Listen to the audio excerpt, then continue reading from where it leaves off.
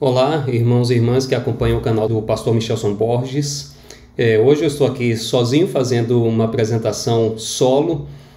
Infelizmente o pastor Vinícius e o pastor Michelson não puderam participar hoje, então eu estou aqui fazendo essa gravação, apresentando um resumo da lição dessa semana. Nessa semana nós estudamos um pouquinho a respeito do selo de Deus e da marca da besta.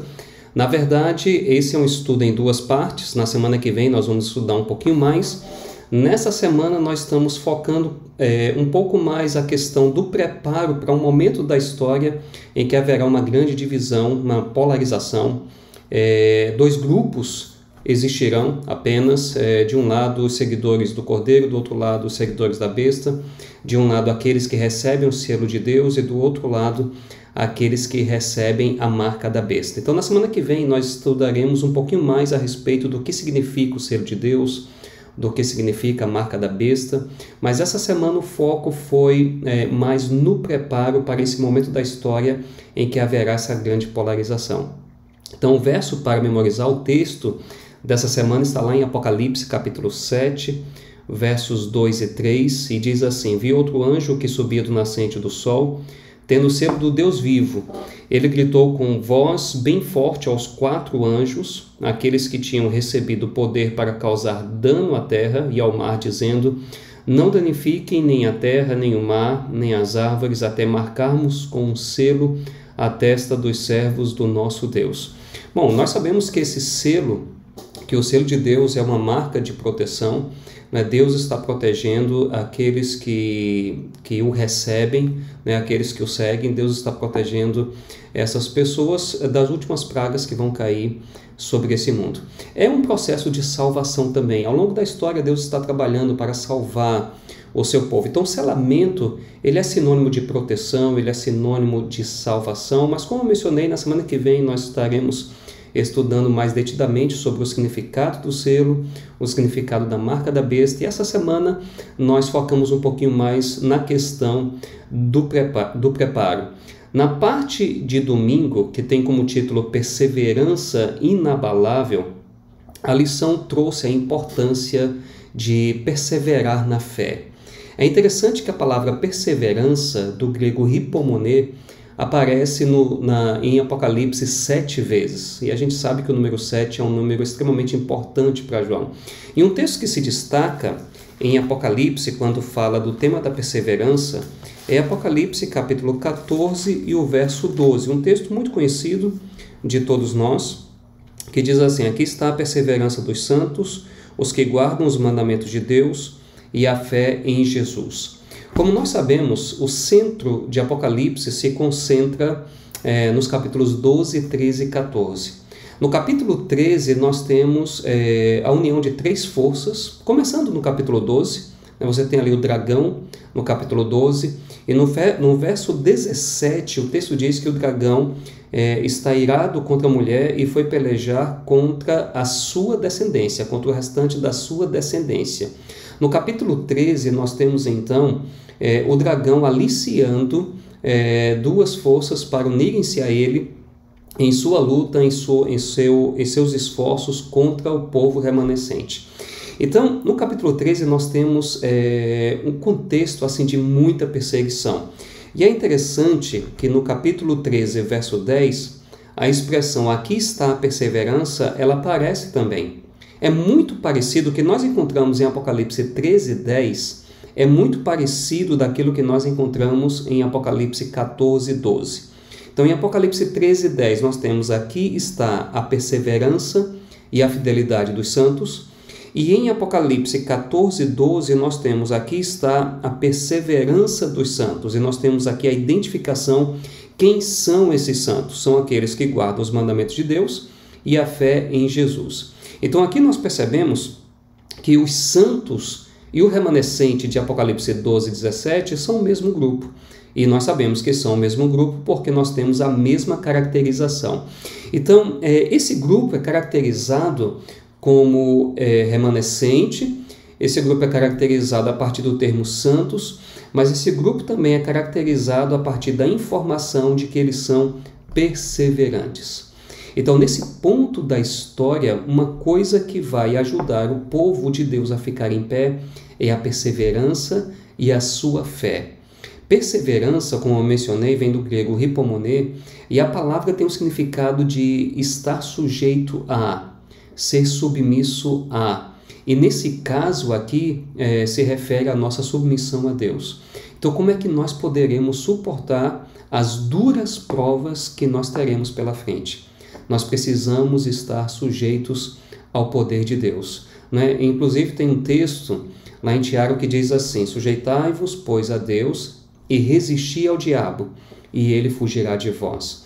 Então, a fé que o povo de Deus precisa desenvolver nos últimos dias é uma fé que suporte duras provas, e suportar duras provas só vai ser possível a partir da submissão a Deus. E isso é algo que nós precisamos exercitar desde hoje. Não podemos esperar chegar esse tempo na história dessa grande polarização para desenvolvermos essa fé que suporte duras provas. As duras provas que Deus coloca para nós hoje, que Deus permite, melhor dizendo, que nós passemos hoje, elas nos preparam para a grande prova que nós teremos pela frente. Então é preciso uma fé que persevere, uma fé que se sujeite a Deus. Na parte de segunda-feira, então, nós estudamos um pouquinho a respeito da fé de Jesus. Veja, lá em Apocalipse 14:12, nós lemos: aqui está a perseverança dos santos, os que guardam os mandamentos de Deus e a fé em Jesus. Na minha versão aqui, na Almeida Revista e Atualizada, algumas versões trazem a fé de Jesus. Na verdade, existem 4 formas de entender esse texto, né? Entender o texto grego que está por trás desse texto. A gente poderia ler a fé em Jesus, fidelidade a Jesus, como nós também poderíamos ler fé de Jesus e fidelidade de Jesus. Bom, todas essas formas são possíveis, mas eu diria que talvez a gente pudesse pensar em 2 coisas ao mesmo tempo. O texto está falando tanto da fidelidade de Jesus, da fé de Jesus, como também da nossa fé nele e nossa fidelidade a ele.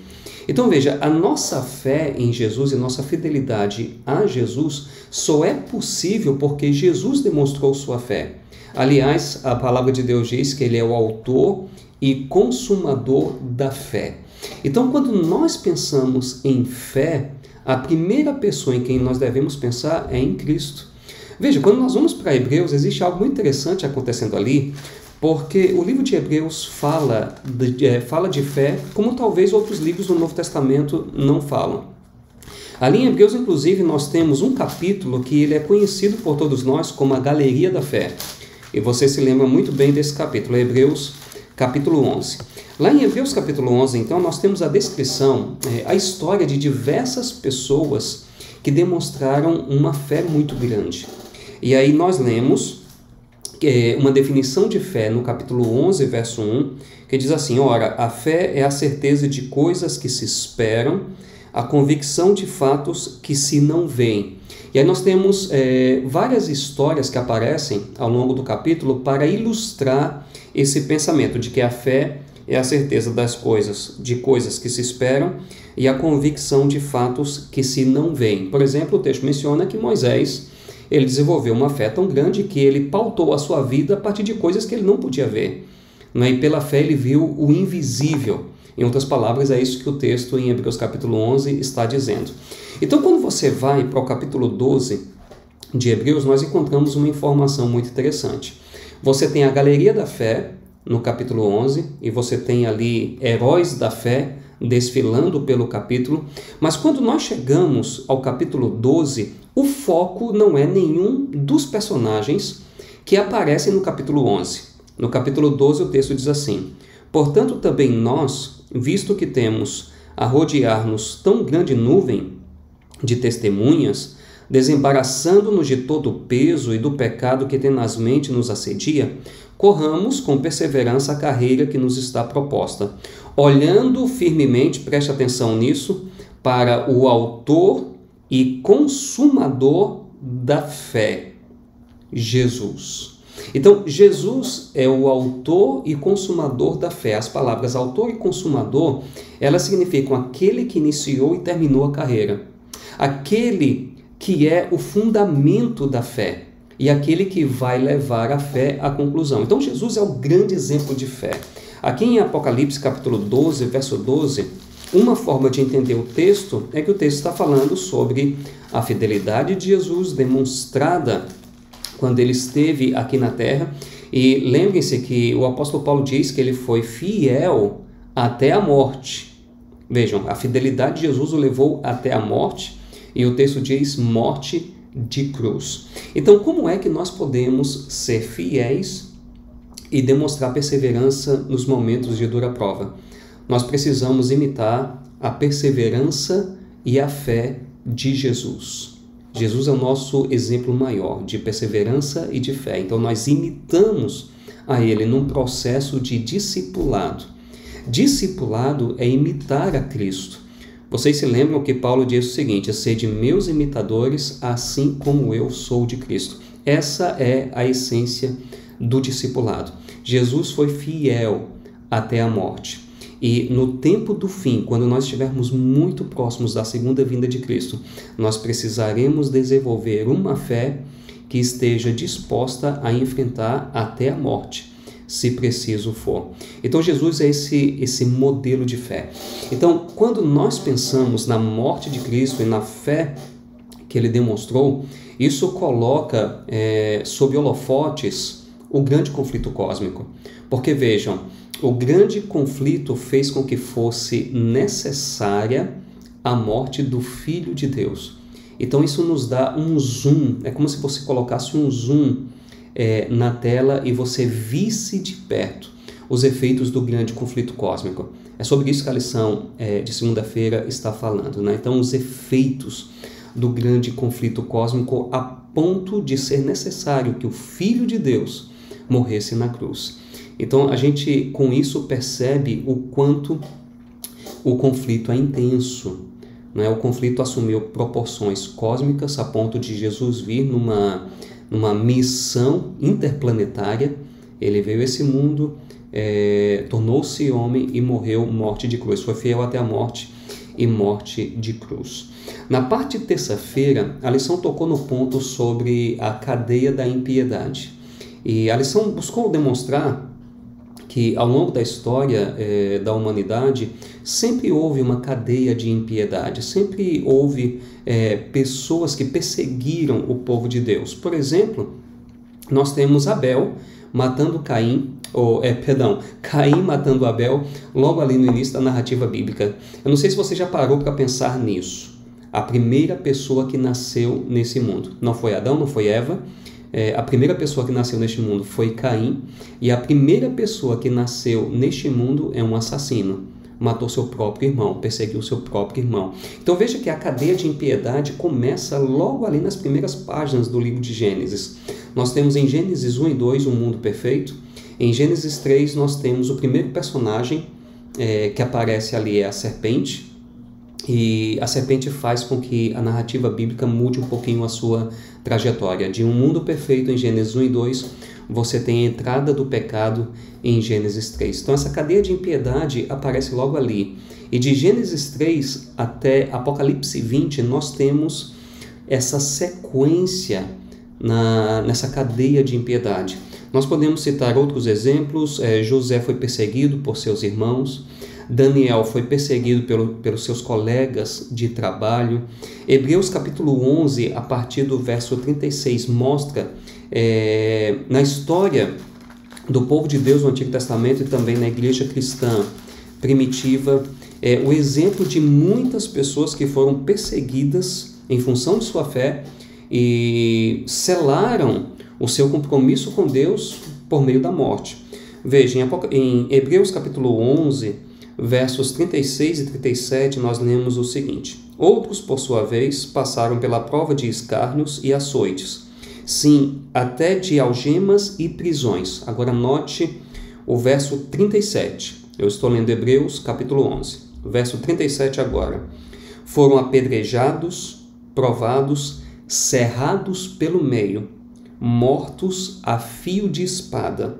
Andaram peregrinos, vestidos de peles de ovelhas e de cabras, necessitados, aflitos e maltratados. Então vejam, nós temos uma cadeia de impiedade que aparece, que é mencionada ali a partir de Gênesis 3, isso percorre a Bíblia inteira. Sempre houve na história pessoas que perseguiram o povo de Deus e não será diferente no fim da história. No fim da história, nós temos então uma perseguição intensa contra o povo de Deus. E quem são essas pessoas que serão perseguidas? Você se lembra muito bem do texto em Apocalipse, mas eu vou ler somente para trazer novamente à nossa mente essa ideia. Apocalipse 12, verso 17. Irou-se o dragão contra a mulher e foi pelejar com os restantes da sua descendência, os que guardam os mandamentos de Deus e têm o testemunho de Jesus. Então, quem são as pessoas que sofrerão ataque direto de Satanás no fim da história? São aqueles que guardam os mandamentos de Deus e têm o testemunho de Jesus. Se você prestar atenção nas vezes em que o livro de Apocalipse repete a ideia de peleja, você vai perceber que Satanás continua pelejando contra o povo de Deus, continua perseguindo o povo de Deus, aqueles que guardam os mandamentos de Deus e têm o testemunho de Jesus. Vejam que essas duas características, elas marcam o povo de Deus no tempo do fim, né? Então, de novo, os que guardam os mandamentos de Deus, isso inclui, logicamente, o quarto mandamento. Aliás, o quarto mandamento é o coração do decálogo, né? Isso é mencionado também no capítulo 14, verso 12. Aqui está a perseverança dos santos, que guardam os mandamentos de Deus e a fé em Jesus. Mas eu estava falando que a ideia de peleja percorre Apocalipse até o capítulo 20. O capítulo 20 nos apresenta ainda a ideia de peleja. Vejam, aqui em Apocalipse 20, verso 8, nós lemos o seguinte, começando no verso 7. Quando, porém, se completarem os 1000 anos, Satanás será solto de sua prisão. E essa aqui é uma prisão de circunstâncias, porque durante o milênio no céu, Satanás estará isolado aqui na terra, juntamente com seus anjos, e não haverá ninguém a quem tentar. Então, essa prisão aqui é uma prisão de circunstâncias. E por que ele é solto? Ele é solto porque, após o milênio, as pessoas que morreram por ocasião da volta de Cristo, elas ressuscitam, e Satanás então terá a oportunidade de enganar essas pessoas novamente. E aí o verso 8 diz, e sairá a seduzir as nações que há nos 4 cantos da terra, Gog e Magog, a fim de reuni-las para a peleja. Olha só que coisa impressionante. Você tem a palavra peleja aparecendo aqui no capítulo 20, verso 8, e eu quero lembrar a você que essa é a última vez que a palavra peleja aparece em Apocalipse e na Bíblia também. E por que essa é a última vez? É porque no verso 10 do capítulo 20 nós temos então a destruição de Satanás. O verso 10 diz assim, o diabo, sedutor deles, foi lançado para dentro do lago de fogo e enxofre, onde já se encontram não só a besta, como também o falso profeta, e serão atormentados de dia e de noite pelos séculos dos séculos. A expressão pelos séculos dos séculos significa que eles são afligidos até serem extintos. Tá? Pelos séculos dos séculos tem que ver com o efeito da destruição e não com a duração da destruição. Mas o fato é que Satanás é destruído e então, de fato, acaba a peleja. Finalmente acaba a peleja.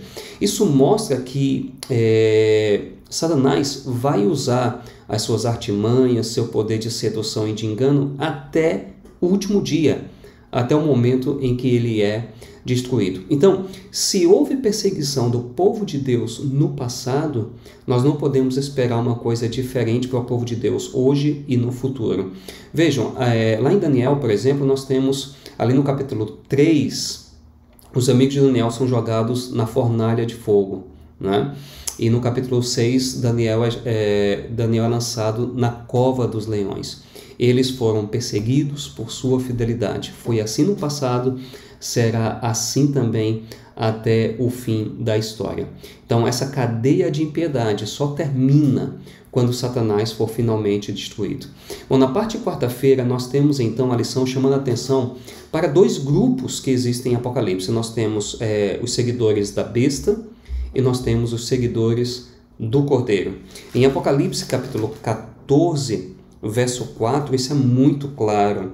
Nós lemos o seguinte: são estes os que não se macularam com mulheres, porque são castos, são eles os seguidores do Cordeiro por onde quer que vá. E essa aqui é uma expressão extremamente importante, porque se tiver que ir para o martírio, eles vão para o martírio. Eles seguem, os seguidores do Cordeiro seguem o Cordeiro até a morte, se preciso for. Assim como o seu mestre morreu por eles, eles estão dispostos a morrer por seu mestre também. Assim como o seu mestre, assim como Cristo foi perseguido, eles estão dispostos a ser perseguidos por amor a Cristo também. Aqui em Apocalipse capítulo 14, verso 4, nós temos a ideia dos seguidores do Cordeiro seguindo-o aonde quer que ele vá. E essa ideia é repetida no capítulo 17, verso 14, onde menciona que o Cordeiro é vitorioso e ele não vence sozinho. Aqueles que estão com o Cordeiro também são vencedores, porque a vitória de Cristo é a vitória também daqueles que o seguem. Então nós temos aqui dois grupos mencionados em Apocalipse. No capítulo 14 nós temos os seguidores do Cordeiro, no capítulo 13 nós temos os seguidores da besta. Inclusive no verso 4 nós temos aqui uma ênfase na falsa adoração. O verso 4 do capítulo 13 diz: e adoraram o dragão, porque deu a sua autoridade à besta, também adoraram a besta, dizendo: quem é semelhante à besta? Quem pode pelejar contra ela? Inclusive essa aqui é uma pergunta que afronta a Cristo, não é? Porque eles estão dizendo aqui que ninguém é capaz de pelejar contra a besta, mas na verdade existe alguém que peleja e vence. É Cristo, que é apresentado também como Miguel, o guerreiro divino que luta por seu povo, luta por mim e luta por você também. Esse texto é maravilhoso, essa ideia de que Cristo está lutando por nós. O dragão está pelejando, mas existe um guerreiro divino que está lutando e é vitorioso sobre o dragão e sobre todas as forças do mal. Vale a pena nós seguirmos o Cordeiro. Bom, caminhando para o final, nós temos aqui na parte de quinta-feira a ideia de que Jesus é o nosso único mediador.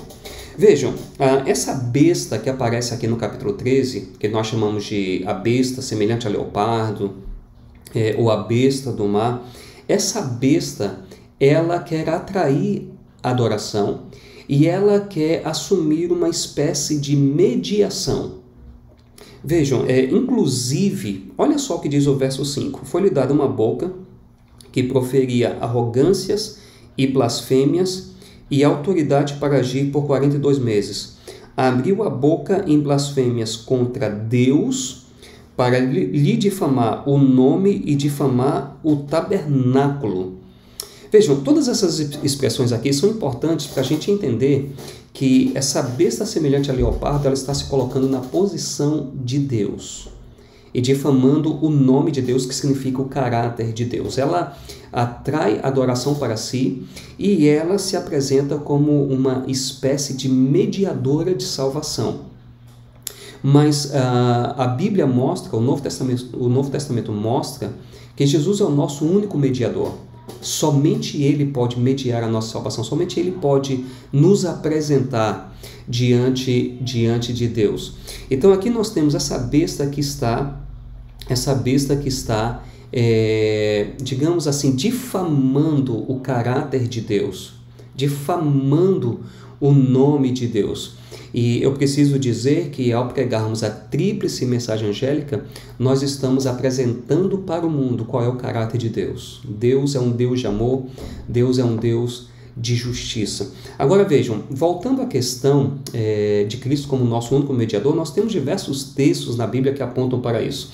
A lição usou o texto de 1 Timóteo, capítulo 2, verso 5, ali mostrando que há somente um mediador entre Deus e os homens, mas eu gostaria também de chamar a sua atenção para Hebreus capítulo 8, e o verso 6, onde nós lemos o seguinte: agora, com efeito, obteve Jesus ministério tanto mais excelente, quanto é ele também mediador de superior aliança, instituída com base em superiores promessas. A mesma ideia é repetida no capítulo 9, verso 15, onde nós lemos o seguinte: por isso mesmo ele é o mediador da nova aliança, a fim de que, intervindo a morte para a remissão das transgressões que havia sob a primeira aliança, recebam a promessa da eterna herança aqueles que têm sido chamados. Então veja, 1 Timóteo capítulo 2, verso 5, capítulo 2, verso 5, afirma categoricamente que Jesus é o único mediador entre Deus e os homens. E o livro de Hebreus, falando a respeito da nova aliança, mostra que Jesus é o mediador da nova aliança. Somente Jesus é o caminho para a salvação. Ele mesmo disse: eu sou o caminho, a verdade e a vida. Ninguém vem ao Pai senão por mim. Então, se você quer ser vitorioso na vida cristã, você precisa de Cristo. E não existe outra forma de salvação que não seja por meio de Cristo. Nós temos outros textos na Bíblia que falam que Jesus é aquele que fez reconciliação entre Deus e os homens. Existe um texto em Colossenses que menciona que Jesus é a nossa paz. Foi ele que promoveu paz entre Deus e os homens. Somente Cristo pode nos dar a paz e a salvação. Somente ele pode trazer reconciliação entre nós e Deus. Então Jesus é o único mediador entre Deus e os homens, mas houve um poder durante a Idade Média que se levantou tentando se colocar nessa posição de trazer mediação entre Deus e os homens. Isso não é bíblico. A Bíblia aponta claramente para o fato que somente Cristo é o mediador entre Deus e os homens. Nenhum homem na terra tem o poder e a autoridade de se colocar nessa posição de perdoar pecados e na posição de se colocar como um sacerdote que traga a reconciliação entre Deus e os homens. Somente Jesus pode fazer isso. Mas alguns podem perguntar o seguinte: mas a Bíblia não diz que nós somos um reino de sacerdotes? Sim, e a Bíblia está falando isso apontando para o fato de que a nossa missão é levar as pessoas até Cristo, levar Cristo às pessoas. E então Cristo, por meio de seu sangue, faz reconciliação entre as pessoas e Deus. De novo, o texto bíblico é muito claro. O texto diz que há somente um mediador entre Deus e os homens. Bom, nós estamos caminhando para o final. Eu gostaria apenas de lembrar que no estudo dessa semana o foco foi o preparo para a crise final e o preparo para o momento na história em que haverá essa polarização, aqueles que recebem o selo de Deus e aqueles que recebem a marca da besta. Na próxima semana nós estudaremos mais detidamente o que significa o selo e o que significa a marca, o que significa o selo de Deus e o que significa a marca da besta. E nós vamos ver que no centro da questão está o decálogo, estão os mandamentos de Deus. E por isso eu quero finalizar o nosso estudo dessa semana com um pensamento de Ellen White no livro Grande Conflito, na página 485. Está na parte de sexta-feira. Ela diz assim: desde a origem do grande conflito no céu, o propósito de Satanás tem consistido em destruir a lei de Deus. Então a lei de Deus sempre esteve no centro da questão. Foi assim no início do conflito, será assim no final do conflito. É por isso que Apocalipse aponta claramente para as características do povo de Deus no tempo do fim. Apocalipse 12:17 diz que as duas características são guardar os mandamentos de Deus e ter o testemunho de Jesus. E o testemunho de Jesus, conforme Apocalipse 19, verso 10, é a manifestação do espírito de profecia na igreja de Deus. Então nós temos essas duas características. E em Apocalipse 14:12, nós temos então a repetição da ideia da guarda dos mandamentos de Deus, associada a fidelidade de Jesus ou a nossa fidelidade a Jesus? E eu diria que as duas coisas estão em vista aqui. Bom, estamos caminhando para o final. Eu espero que você tenha apreciado o estudo dessa semana. O nosso objetivo aqui é fornecer a você um material adicional para que você possa ir à classe de escola sabatina e poder trazer pensamentos inspirados para a sua classe. Vamos finalizar este momento com uma oração? Oremos. Senhor nosso Deus, nosso Pai, nós te agradecemos pelo estudo da Tua Palavra, te agradecemos porque a Tua Palavra nos mostra o caminho que nós precisamos seguir, o caminho que nós devemos seguir. Muito obrigado pela revelação da Tua Palavra. Por favor, nos ajude a colocarmos em prática tudo o que temos aprendido e nos ajude também a ensinarmos a outras pessoas. Nós oramos agradecidos em nome de Jesus. Amém.